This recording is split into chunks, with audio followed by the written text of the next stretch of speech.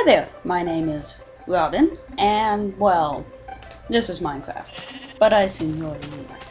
This is a tiny series I'm going to be doing, and the whole point of it is to document my sister and I playing Minecraft and kind of the progress our world goes through. What you're seeing right now is actually the first world we ever spawned, and there was a small problem with it. There was only one tree. Well, there was one tree, then we killed it, then we discovered another tree, and once again there was only one tree. There was no coal, we looked all over the place and just couldn't find anything. So we ended up with spawning a new world. But here's the first one, isn't it shiny? So after a brief moment of silence and emptiness, we ended up spawning a second world. Well, my sister, Xenurus, is actually the one hosting all this on her computer, so she spawned a new world, and it was much better. Lots of trees, nice variety. There was some snow and ice, which got me really excited. So while we're around gathering some resources and building our first hovel, I'm going to kind of lay the groundwork for the rule system of how we are adventuring within this world. My sister has admin powers, I have operator. We can spawn stuff. But there are a few rules about spawning. We're only allowed to spawn items for the purpose of construction. Big LEGO fans when we were kids, so we're both overjoyed about that particular aspect of this game, and having unlimited LEGO blocks, kinda nice. So we're allowed to spawn whatever we want, if it's for construction, even diamond equipment. However, we have to throw it away afterwards. When it comes to the actual adventuring, dungeons, so forth and so on, it's against the rules. Everything we use for adventuring has to be found within the world, and created by us. Another thing, while we're doing construction, we actually turn the monsters off, so the very first set of houses we built, which you'll see later on, we actually had the monsters on.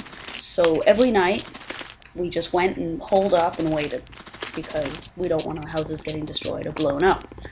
And it was really tedious. So we both agreed, monsters off for that part. So here you see our first hovel. I call these the dirt hovels, as they're made out of dirt. And they're not very nice, not very spacious, but they get the job done and they protect us. We have a few dirt hovels throughout our career. Usually we use a dirt hovel as a kind of base camp while we're building our houses. A shared space, so to speak. This one was really small, which Zen was not happy about. She felt she didn't have enough space. We were too closely cramped. Wanted her own room. As you can see here, we make markers for all of our areas. It's pretty much just a tall dirt tower with a torch on top of it. It's more or less to help us find our way around.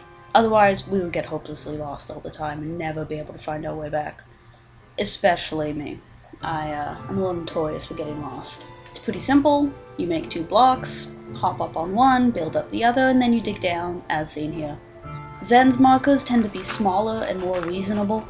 My markers tend to be tall and, tall. I can't help it. I like going up high. Plus, it's a nice view. So you can see some glitching, just from me connecting with her. I mean, our computers aren't exactly set up, or our internet connections, for hosting or servering. So sometimes I don't quite get all the data. So you're going to see a lot of these holes on my side of things. Another note, obviously this isn't all one shot of me just recording while we trounce around. That takes up a lot of hard drive space. And for recording various things, I want to get a separate hard drive with like a few terabytes. But for now, I don't. Plus, it's kind of tedious just to watch us wander around not really accomplishing much.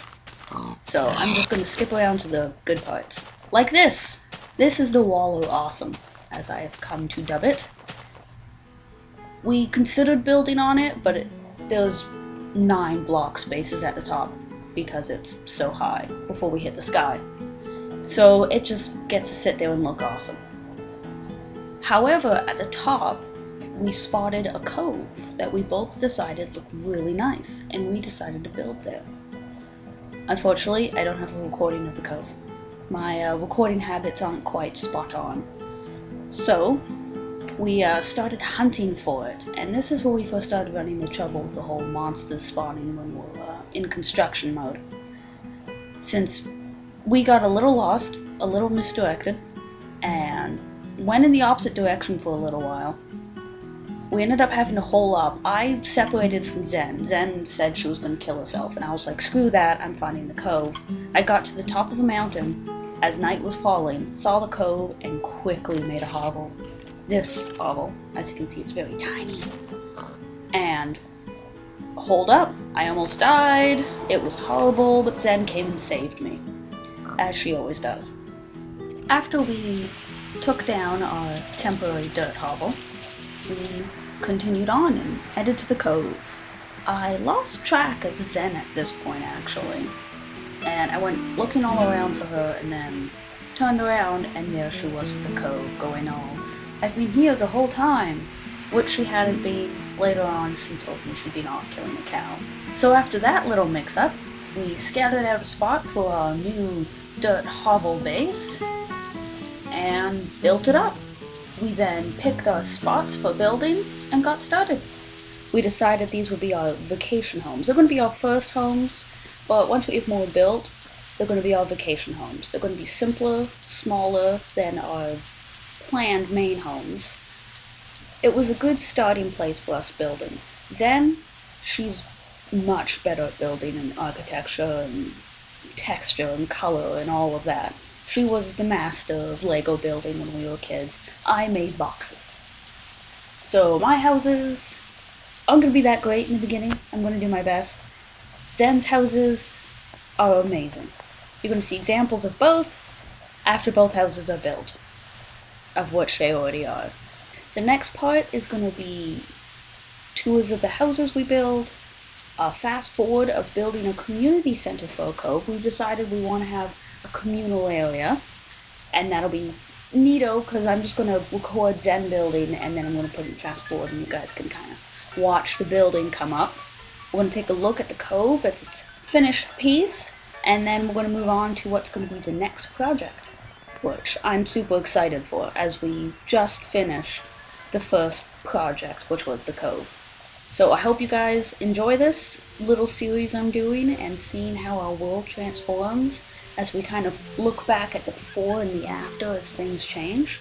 We have lots of big plans for our Minecraft world, and I hope you all kind of come on the journey with us. I'll see you next time.